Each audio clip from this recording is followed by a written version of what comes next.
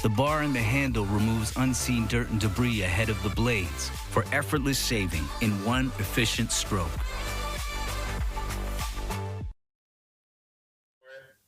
Great, Andrew. How are you doing? Doing well, thank you. Wanted to start by asking just the focus of the meetings today and then the practice tomorrow before you obviously head into the bye. Well, players aren't in today, so coaches are meeting today, and then that we'll decide what the focus will be on tomorrow when the players come in. So I'm sure there'll be some individual fundamental things and also some, team, scheme adjustments and things to talk about, situational plays, things like that. So, yeah, we have plenty to work on. Thanks. You're welcome. Next question, Chris Ryan, followed by Mark Daniels. Hey, Bill, how are you? Good, Chris. How's it going? Awesome. I'm going to talk about Judon for a second. Obviously, there's a lot of focus on his ability to get to the quarterback and how he affects the game in the pass rush. But how about Judon against the run? And what's special about somebody that just kind of seems to have that innate ability to find the ball, and how impactful is it for you? Yeah, I thought Jude really played the run well against Indianapolis. Kind of started on that first play where they ran the stretch play into him, and he set a good edge on that a couple other times during the game. I think Mills ended up making the tackle, but just doing a good job on the end of the line of scrimmage, forcing the ball back inside to LG and Godshaw and Bentley and those guys back in there is key part of that job for the defensive end / outside linebacker. So Jude's an instinctive player. He does have a good job of getting vision on the ball and also taking the right angle or making the right decision based on where the blocker is, where the ball is, how fast the runner's going, what angle he's at, and so forth. It's just those are football skills that are hard to coach because they happen so fast, and it's just a decision that a player has to make on the field in a split second. And also, just how do you feel about the depth in regard to your secondary at this point as well, where really going back to Patrick Chung, but seems more predominant over the last couple of years. You've been very comfortable sort of having a third linebacker using whether it's Duggar or Peppers recently, in that spot. So the depth, and also what's the thinking there in regard to having somebody that's more of a safety size but may be as physical as a linebacker playing, that outside spot? Right. Well, we play a lot of people on defense at all three spots: secondary, linebacker, and the front. So I'd say probably as many as anybody in the league. But players that deserve to play will get an opportunity to play, and I think that rotation keeps everybody involved and keeps everybody fresh. And sometimes those roles get divided up based on the matchups that we're seeing and the personnel group that we have on the field to go against certain offensive personnel groups. And some of it's just rotational to, as I said, keep everybody involved and keep, give them some different things to look at and different body types or different skill sets to look at to have to block and defend against. So it's really a combination of both, but it's a luxury to have, and we're very fortunate to have a good number of those players, and a lot of them playing the kicking game as well too. So they're getting snaps on defense as well as special teams, and that helps balance out our team and gives us good depth at both spots, good depth in the kicking game, and also good depth defensively. You lose a player like Cody Davis. Who was on every special teams unit, or even a player like Montgomery earlier in the year, and you have to replace him on 3 or 4 special teams units each. That's start running into a lot of players. It's hard to find one player to come in and do that. So a lot of times those jobs roll into everybody picks up one more unit or picks up one more thing, and you divide it that way. But you need multiple players to be able to do that, and so. We've kind of been able to manage that.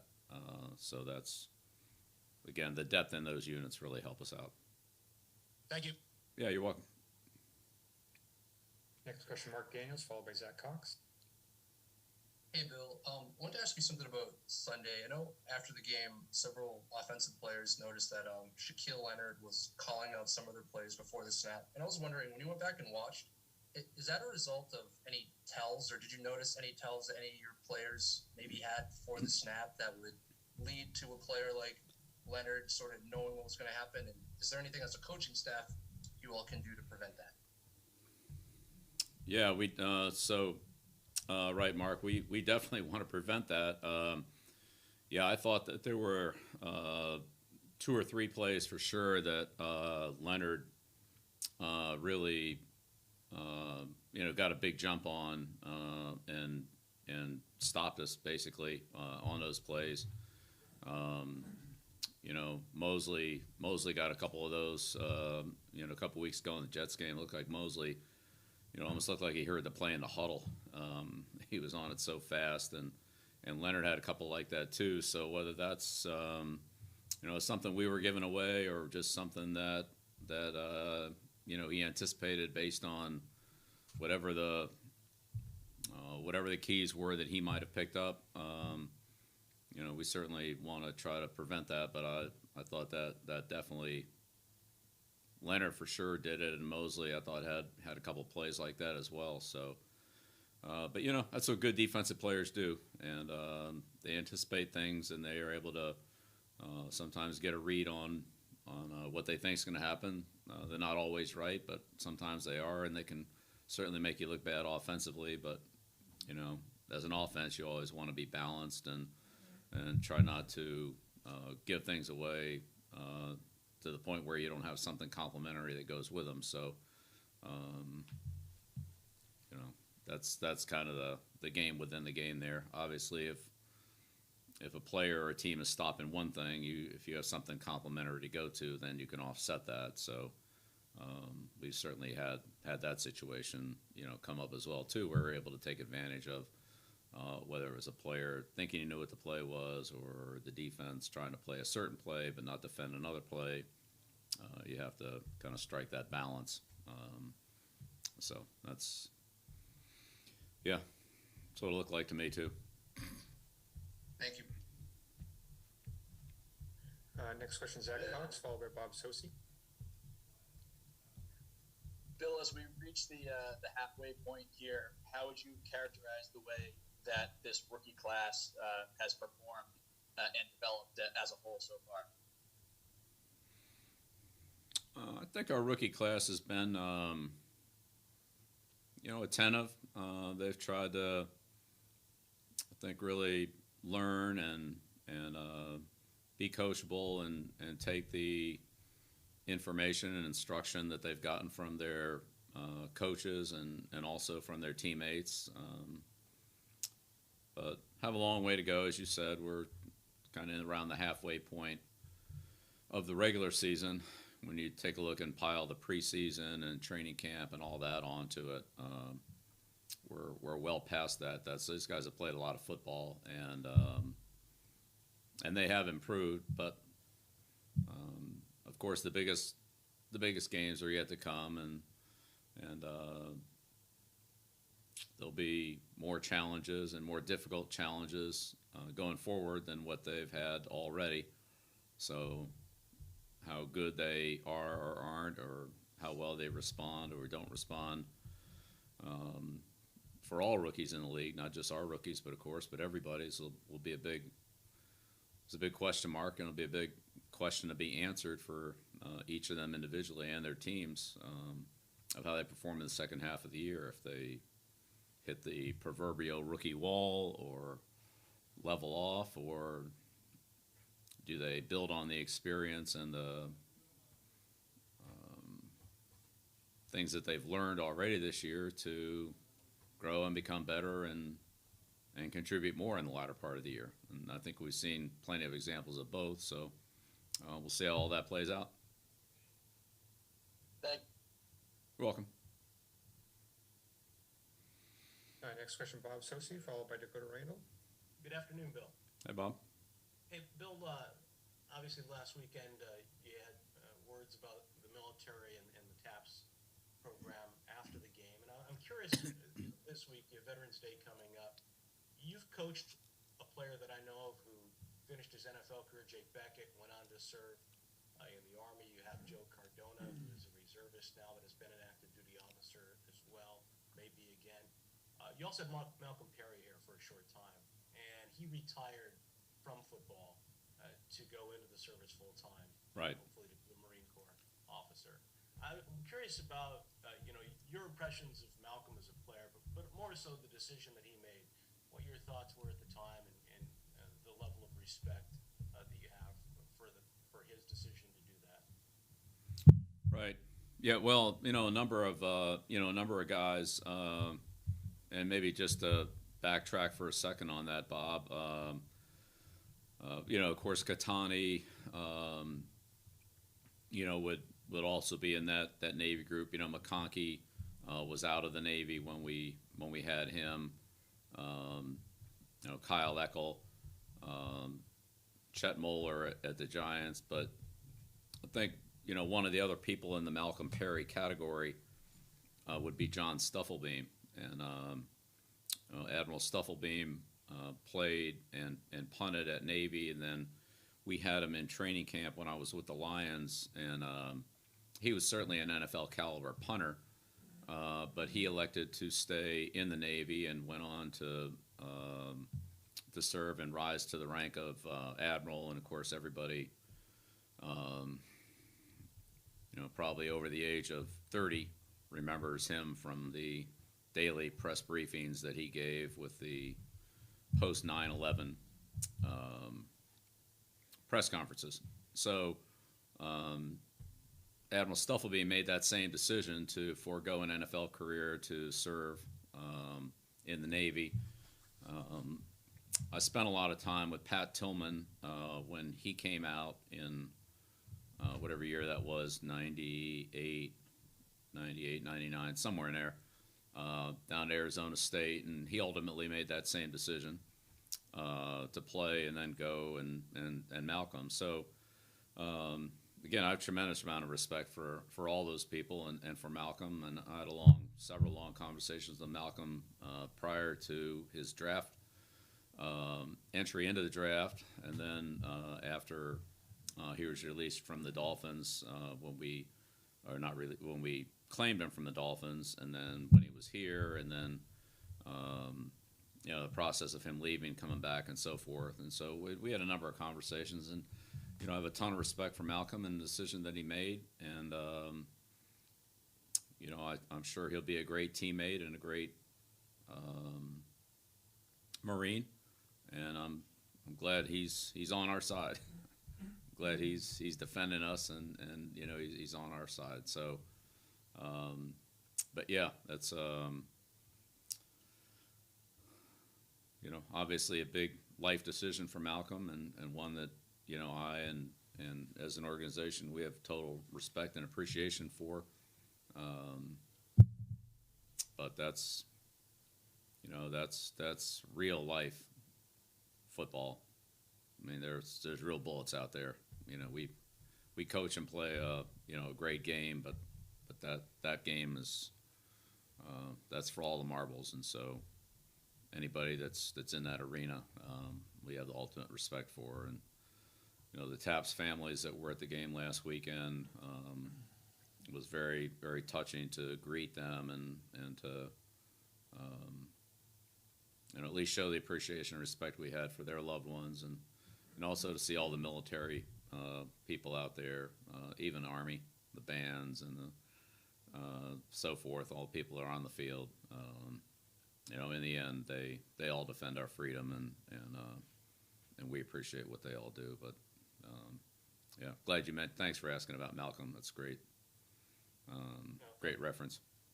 All right, thanks, Bill. Appreciate the answer. Yeah, you got it. Sure, Bob. And we're going a little long, but we'll try to get 3 final questions in. I would ask that you just ask one question and no follow-up. We'll go Dakota Randall, Kyrie Thompson, and Andrew County. Hey, Bill. Ramondre Stevenson lost a fumble in his first game last season, but he hasn't lost one since, and I think he's only put the ball on the ground once. What kind of work have you seen him put in with his ball security, and what kind of coaching points have been there from Vinny and last year Ivan Fears? All right, we talk about ball security every day, and certainly Ramondre has taken that to heart. His ball security has become very, very good. And it's not just the balls that come out. It's really it's all the time. It's how the ball is handled and carried. Whether the player's running in practice, whether he's getting tackled, or whether he's in the open field, and seemingly no one's around him. But we all know in the National Football, if you have the ball, there's going to be a lot of people after you, and they're going to be coming fast and in a hurry. And so ball security is at the utmost, at the top of the list, and he's been a great example of someone who's improved his ball security, tremendously. Takes a lot of pride in it, and again, the thing is, you see it every time he touches the ball, not just on game day, and not just when somebody's trying to rip it away, but he keeps it very secure all the time, and he's done a real good job of that. Thank you. You're Last welcome. two questions, Kyrie Thompson and Andrew Kelly. Hey, Coach.